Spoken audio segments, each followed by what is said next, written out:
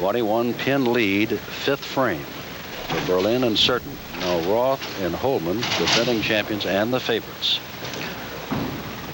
They throw two of the strongest bowling balls on the tour, Jim.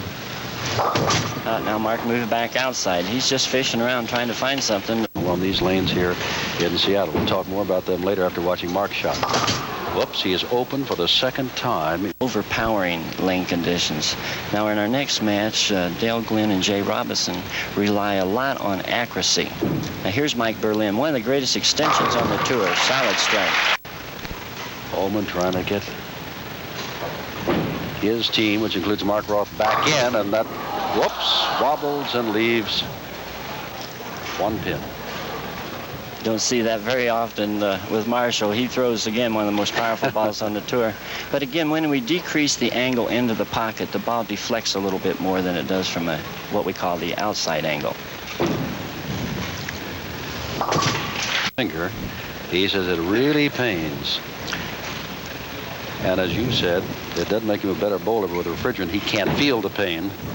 Good looking ball, but a little high, and well, I tell you, I think I know what's going through Jimmy's mind. His partner just shot 268 the last game, Mike Berlin did. And Jimmy's just trying to stay clean. In other words, he's trying to stay around that head pin and let his partner get the strikes. He's going to try to get the spares because of that finger hurts so severely.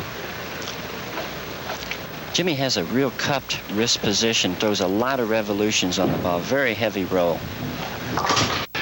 Rookie of the Year 2 years ago, already won $54,000.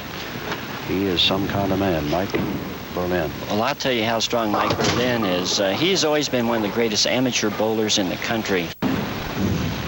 The summer tour.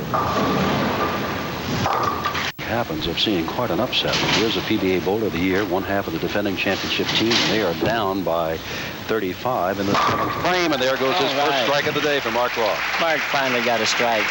I know I've been in that situation before, Jim, where you're out there struggling and like he's got 79 in the sixth. You don't see Mark do that hardly at all, but I know what's going through his mind. Just try to get the ball to the pocket. He finally did. I was going to say that's the first time he has in this game. Here's Jimmy Certain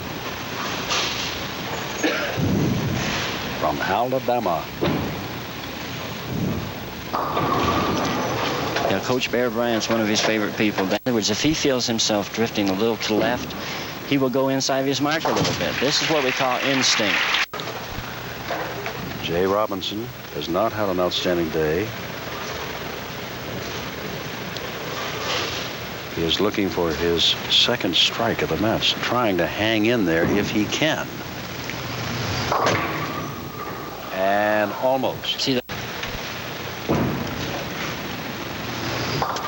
Next week on NBC. Ball for Jimmy Certain. If he strikes, he can increase the lead to 51 pins. 51 pins, and he does.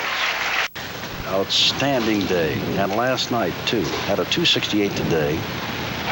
Had a 254 last night. He can go up to 61 pins ahead here if he can roll yet another strike, and that's what he's trying to do and does.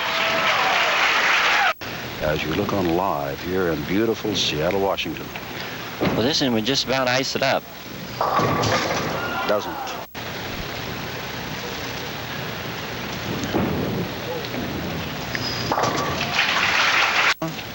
Here's our two. Certain out of Huntsville, Alabama, and there's Ed Bordace on your right and Art Trask on your left. They're the alternates. Had our team not been able to go today.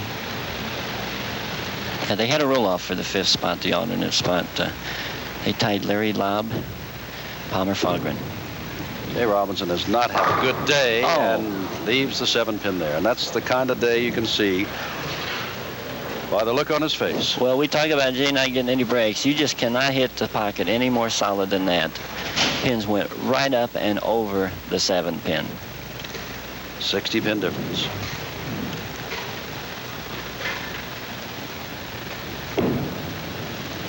First place is worth $12,000.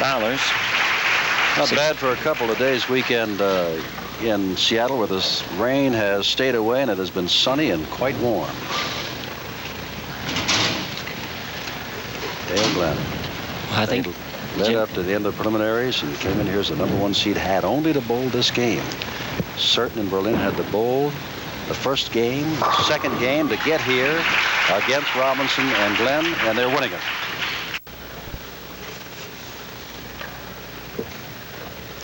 This will cut it down to 40 pins. And when we talk about a 40-pin lead, well, that just almost completely shut him out. When we talk about a 40-pin lead, we're talking about the other team has to stay behind the foul line.